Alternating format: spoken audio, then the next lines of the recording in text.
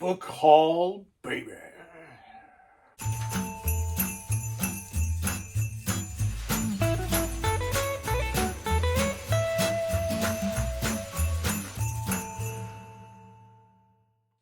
Hello, everybody. Thank you for joining me today. I do truly appreciate it. And it is book haul November 2024. So I know, esta loca. And I don't speak Spanish. But a coworker once told me that meant something like it's crazy. I got all these books and I got no place to put them. And I keep buying more. Esta dang sure loca. Anyway, I picked up quite a few things, and I've shown you quite a few things, but I found some cool things in some cool places this month, which is kind of exciting for me. It's interesting anyway, exciting. So right off the bat, I want to show you something that I found in a place I wouldn't have expected to find something like this, I went to a toy store, in Tampa, not like Toys R Us, but a toy store that sells toys that I used to play with, like vintage toys, collectible toys, and things like that in Tampa, Florida. And I bought a couple toys that I played with as a kid. It's neat to have them on the shelf, and every now and then you'll see a toy hidden somewhere. Most of the time, these are just things that I had when I was a kid, and I don't play with them anymore. I used to have wrestling matches, so I'd buy G.I. Joes, and I'd have wrestling matches with them. On trees, in the backyard, in the woods, on the back of the truck, any old place I could find. I'd have Chuck Norris action figures, Teenage Mutant Ninja Turtles, Commando, Rambo, Star Wars, WWF. I had all these action figures to have wrestling matches with them. But anyway, I was at this toy store, and I wandered an aisle, and I found an aisle that had a couple shelves of books. One of them reminded me, there's a company called Fantasia Press, a limited edition publisher, which is ramping back up, and they've published a book that I've showed you that I love, and they've got more to come that I love, but they're about to publish a book that I've never read called Sundiver. Ever hear of it? Sundiver by David Brin, and I think you can pre-order it right now. Well, I wanted to read the book before I pre-ordered it, because I don't know. I got to sometimes be careful when it comes to spending money on limited edition books. But it seemed like a book I might or might not like. I don't know. Maybe it's the greatest book ever. But sometimes when you read a synopsis, you got to try to figure out, is this something I want to invest in? Money don't grow on trees these days like it used to, anyway. Anyway, the book seemed like something I may or may not like, so I stumbled into this toy store and I found a $1, just like Trading Places. They bet for $1. Well, I bet for a book. $1 for Sundiver, and there it is, and I'm gonna read it. It's a mass market paperback edition. It's an umpteenth printing, so it's not worth a lot except for the reading pleasure that it will bring. And if I like it enough, I'm going to go spend some coin at Fantasia Press because I love that publisher. I love the people there, and I love the things they do. Anyway, there's an interesting place that somebody like me might be prone to buy a book. I was also in Tampa on a different day. I go to Tampa, I've got stuff to do there. And I stopped in at a Tampa Antiques and Books. And I go in, and it's a house kind of in town in Tampa that's been converted into a antique / bookstore, mostly books, but antiques sprinkled throughout. And on a stack of stuff just piled up out of the way where I could barely reach it, I saw something like this sitting there. And I thought, that ain't a normal book. So I reached over, leaned way, way over like this. Way over. My legs back, balancing it so I wouldn't fall and make a mess at the antique store. Scare the guy half to death. He was a nice fellow. Very nice fellow. And I picked up this. Ever hear of it? It is The Wolfen by Whitley Strieber or Stryber. Whitley Strieber, I'll say. And if I'm wrong, ain't the first time. An ARC. Ever hear about an ARC? An advanced review copy or an advanced reader copy. Coffee. And this one they call an advanced reading copy, not for sale. It was for sale. I bought it. I know. Compliments of Bantam book. So this is the softcover arc. And what publishers will do sometimes when they got a book coming out, they'll create sometimes a plain Jane, sometimes a fancy version of the book. They'll pass it around to readers and reviewers and other people. Say, hey, read this book, plug it, talk about it for me, put it over for me so we can sell a few extra copies. And then later on, there are people that collect these because the arcs come before the actual books. So it was, the price was right. It was neat. The Wolfen, and I jumped on it. You don't really see many arcs at the bookstores. Other than that, it's pretty much the same as the regular old book. There is our, I don't know what you're looking for there. Smells like it's been around a while. I love that smell of old books. Old books. So this one's not for sale. There's the back. Tells a little bit about the story. But a neat thing you pick up at an antique store. Now, the next one. We'll go to one more bookstore, then I'll show you some of the stuff I picked up in other various places. I was driving to Fort Pierce, Florida from my home in Brooksville, and I took a little jaunt through right next to a town called Zephyr Hills, and a place called Beth's Books. And Beth's Books had some pretty cool books that I ended up picking up. I got a stack of books from Beth at Beth's Books. Some to read, some to collect, some that I just couldn't pass up.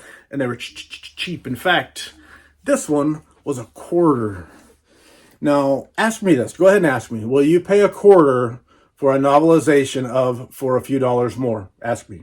Yes, of course. Of course I will. I did. I did not resist. I didn't even consider it. I bought it. And I took it home. So this is a novelization by Joe Millard for one of my favorite movies. I like The Good, the Bad, and the Ugly. If you ask me what are your favorite movies ever, it's kind of going to be a toss-up for me between The Good, the Bad, and the Ugly and Rear Window. But when it comes to Clint Eastwood's 3 Sergio Leone spaghetti western films, The Good, the Bad, and the Ugly is a narrow first place for me over For a Few Dollars More. I love this movie. I've never read the book, but I do collect novelizations of books. Novelizations of movies that I dig. And this is a movie that I dang sure definitely do dig. Big time, baby. So anyway, yes, I did jump on it. I jumped all over it. I jumped on it and I landed on it, and it was not getting away. I pretty much squashed it. But this first award printing 1967, second award printing March 1969. So I reckon that means that this is a March 1969 second printing. And there it is. I paid, you can see $0.25. I paid $0.25 for that one. And some of these other titles were a couple bucks. And then the lady just said, you know, I'll just, whatever. Here's a round number. We'll charge you this for it. And then the tax made it an unround number again. So no gain there. But I got some cool stuff. Also, I told you about novelizations. I dig novelizations. And there's a movie called Star Trek Into Darkness. And I'm not a Trekkie, but I do like the Star Trek original series. And I like some of the original Star Trek films. And yeah, I did like the more modern Star Trek films as well. And this one, Star Trek Into Darkness, a novelization by Alan Dean Foster, based on the motion picture screenplay by Robert Orci, Alex Kurtzman, and Damon Lindelof, based upon Star Trek, created by Gene Roddenberry. And there it is. It's a novelization of a movie that I dig. And yeah, I jumped all over it. And I think this one was between $1 and $2. I don't remember. These things were not all labeled in precision, but it is a first edition, first print for those of you that care about such things, which I tend to prefer first prints. It's just an old habit from when I first started collecting books. I found out that first print, first edition books mattered more. So I still stuck in there somewhere. Even on the El Cheapos. Another one.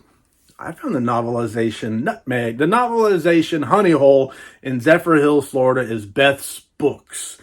And they had Blade. This one is Wesley Snipes' Blade, a novelization by Mel Odom based on the screenplay written by David S. Goyer. So, whoop, there it is. I thought you knew. And there is our novelization of Blade. And let's see. Let's see this one here. Again, first edition, first print, for those of you who care. And like many novelizations over the years, they have in the middle, they have a middle pictures, stills from the film, which is a neat thing. You get to see a little bit of movie stuff blended into your novelization. And I dig novelizations. Occasionally they mimic the film pretty closely, and occasionally they stray very far. Sometimes they explain things. Sometimes they add things that maybe aren't great. Maybe they're fabulous. I don't know. But at its best, I think a novelization expands a little bit. Exposition expands a little bit on the stuff that the movie didn't quite make clear. It gives a little bit more depth to the story. And at their worst, well, it just flat out sucked. But anyway, it's still fun. I've always been a fan of novelization since I've been a fan of reading. One of the first, maybe first 5 books I ever read voluntarily, where I wasn't forced to read it, couldn't get out of it, was a novelization of the movie Time Cop. I had just seen the movie and somebody gave me the book. And I said, well, got nothing else to read and nothing else to do. I was on a break time at work. I had a job where you have like 2 hours between shifts, and I was working multiple shifts. So I sat there and read Time Cop, and I dug it, and I liked it. And I've been a fan of novelizations ever since. And there's just more. But wait, there's more. Best books, a novelization honey hole. Mummy Returns. The Mummy Returns. I already had The Mummy, a novel by Max Allan Collins based on a motion picture screenplay written by Stephen Sommers. And when The Mummy Returns first came out, I liked it. I liked it a lot, and I liked the original too. Now, honestly, I haven't seen The Mummy Returns in a long time. I don't know if I would still like it or not. I have seen The Mummy, the first Brendan Fraser Mummy, in the last year. It's still good. Just like I liked it before. Not going to knock your socks off, but a fun movie to watch. And I felt the same way about The Mummy Returns at the time, but I haven't watched it since.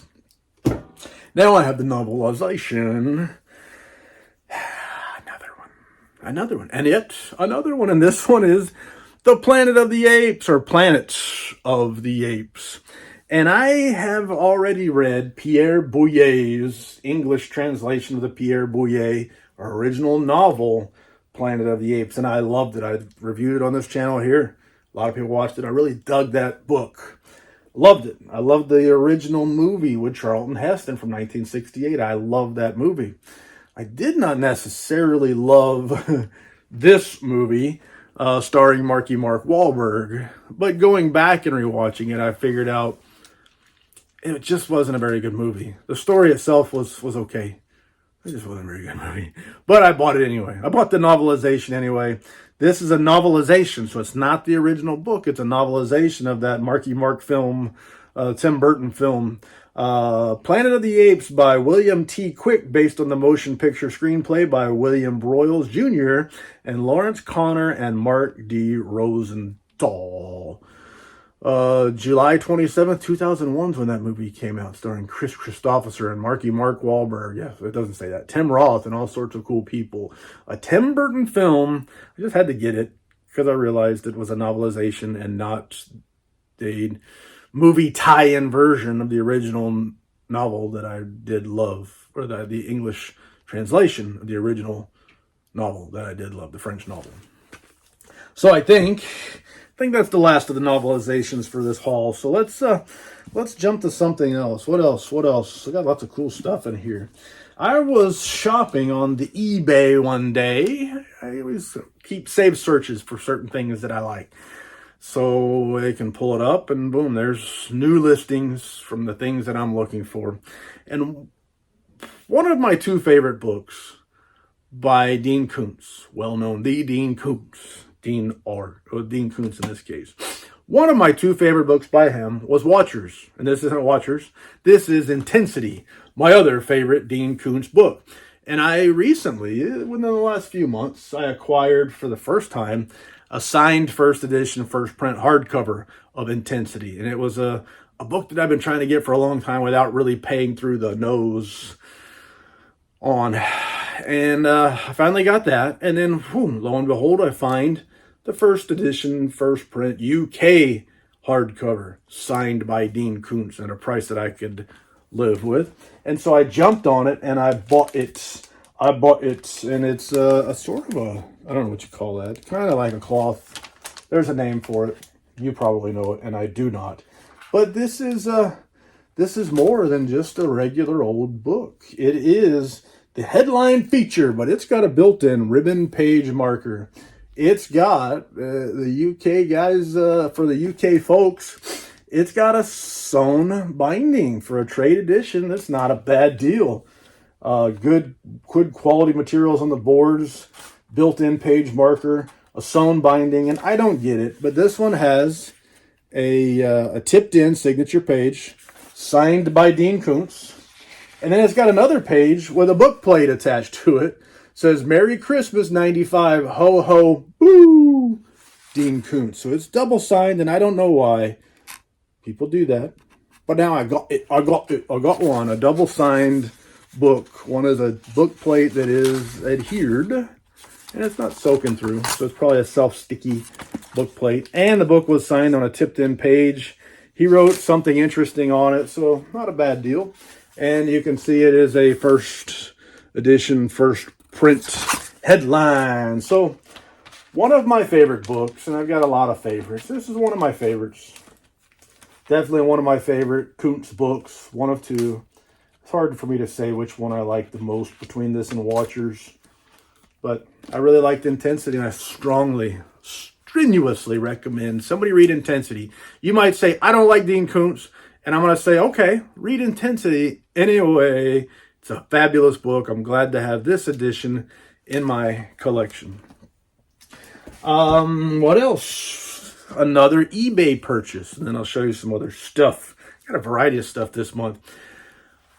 One of the first author where I said, okay, I'm going to start reading books by this author.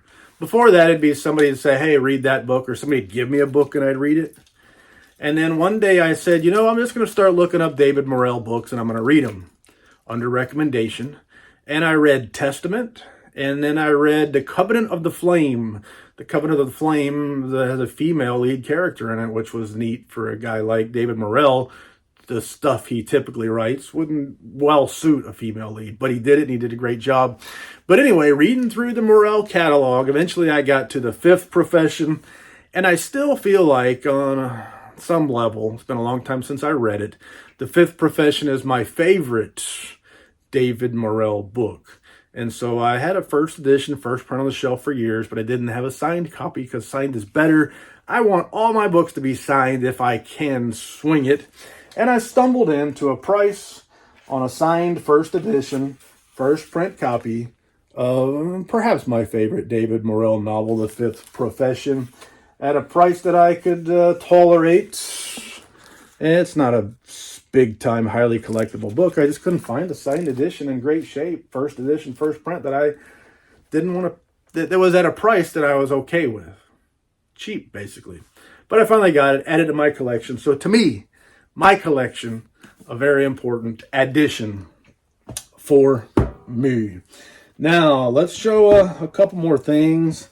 I was at that Beth's Books, and I skipped a couple here. But I picked up some stuff to read at Beth's Books. I've read a Rex Stout Nero Wolfe novel, and occasionally I'll see them for next to nothing, and I'll pick them up because I enjoyed Fer-de-Lance, the first one. I enjoyed it, so I picked up this one here, The Second Confession, a Nero Wolfe mystery. There are so many of them. I enjoyed it, so when I find them cheap enough, I'll pick it up, and eventually, perhaps, I'll live long enough to read them all. So there's that one. And as you can see, I've got a stack already of three that I'm waiting to read. I already read Fer-de-Lance. Dashiell Hammett. I love noir. I love detective novels, and Dashiell Hammett has written some of the best. The Maltese Falcon and the Thin Man, more specifically. But here is The Glass Key. I found a copy, and it's a neat-looking copy. Classic design. I don't know, the anything about it. I paid very, very cheap for it at Beth's Books. I got a big stack of books for $13 total. This one is printed. When was it printed? This one was published 1958, copyright renewed. I'm looking for a date. Maybe it's 1958. I don't think so. Anyway, feels newer than 1958, but I don't see any dates newer than that on the book. Anyway, it is a soft cover version from Vintage Books, a division of Random House. I bought it to read, and it looks kind of cool. So it might just sit on the shelf once I'm done reading it. Find a place to put it. Who knows? Maybe with the Dashiell Hammett stuff. What do you know? Need more shelves. I've talked a little bit about an author that I love. I'm a big fan of. Unfortunately, he has now passed. That's Nelson DeMille. And I've read most of the books in his John Corey series. And I love him. John Corey is he's a New York police officer who's been disabled. He's not disabled as in he can't walk. But he was injured in the line of duty, shot the heck, injured enough that he was able to be officially disabled, get disability pay, whatever that means. He's eligible for disability. And he ends up getting recruited by a terrorist task force, multi-agency terrorist task force. They drag him back in because of his past and how he was shot up and people he's captured in the past as a cop. And it's a great series that I really love. And I would compare John Corey in many ways. If you watch the original Die Hard movie, compare him a lot to John McClane. He's that kind of a loudmouth. A guy that gets into trouble and can get himself out of trouble, has been there and done it all, seen a bunch, gotten the crap kicked out of him and done some kicking himself. And he has no fear and he jumps off in. He's a wisecracker and all that stuff. So very much like John McClane from Die Hard and Die Harder. I dig it. I'm a big fan. But The Panther is one that I haven't read yet. And I bought a signed first edition, first print copy from Alabama Booksmith one day when I was there to get autographs from Robert McKemmon, which I'll be going there soon again next week. Anyway, I bought this book just to read because I've got another copy and it was cheap. Remember, $13 for probably 10 books almost. I don't know, quite a few books. Now, a few more things that I've picked up. These were eBay finds, the same seller. I collected books, one of my favorite authors who ever lived, F. Paul Wilson. And I found some neat signed books. So a couple here, Harbingers and The Dark at the End, Repairman Jack books. But these are signed ARCs. Remember we talked about ARCs a little while ago. Advanced Reader's Copies. And these are, they've been read. They're not perfect. The price was right, and they were not advertised as being mint unread stuff, but they are signed by my favorite author, F. Paul Wilson. So there is The Dark at the End. Here is Harbingers, another one of the Repairman Jack novels, a great series. I do strongly recommend. Go read The Tomb, and then if you like it, read Legacies, Conspiracies, all the rage. Read them all. They're all very good. Read them in order, though. It helps a lot. Signed ARCs. And then this one is a collection of Repairman Jack stories, and I've got 3 versions of this. One was a trade softcover with a different cover. One was a hardcover that had this cover, and then one is a limited edition from Gauntlet Press. But this one is a trade softcover with the original cover art, which is, it is what it is, or what it is what it is, as the Macho Man used to say. What it is what it is. But this one is signed. It's signed. The price was right, and I took it. Collection of Repairman Jack short stories. And while I do love Repairman Jack, and I love the novel The Tomb, some of my favorite Repairman Jack stuff are some of the early short stories that happened between The Tomb and Legacies. So in that 14-year span in between, F. Paul Wilson wrote some short stories. Great ones. A Day in the Life is one of my favorites. There's some great ones in there. And so having them all collected is probably, perhaps, the best Repairman Jack stuff in this collection right here. Sometimes it just bees that way. All right. Slapping stuff around. There's a publisher, one of my favorites, called Earthling Publications, and they've got a fancy version of this book coming out. Little Heaven by Nick Cutter. And I've never read Nick Cutter, and I've never read Little Heaven. If I haven't read his books, how could I read his book? But anyway, I wanted to read this book because I got a limited edition version coming because I got a lot of faith in Paul Miller at Earthling Publications. So Amazon, there you go, an Amazon purchase, hooked a brother up. I used some of my points with Amazon to buy me a book to read. And this one I'm reading, right now I'm reading a Philip Fracassi book that's coming out pretty soon, The Third Rule of Time Travel. This one's next, I think. I've already got a bookmark from Rapture Publishing in place, ready to rock and roll once I finish the Third Rule of Time Travel. Another author that I collect. I'm a big fan of Stephen Graham Jones.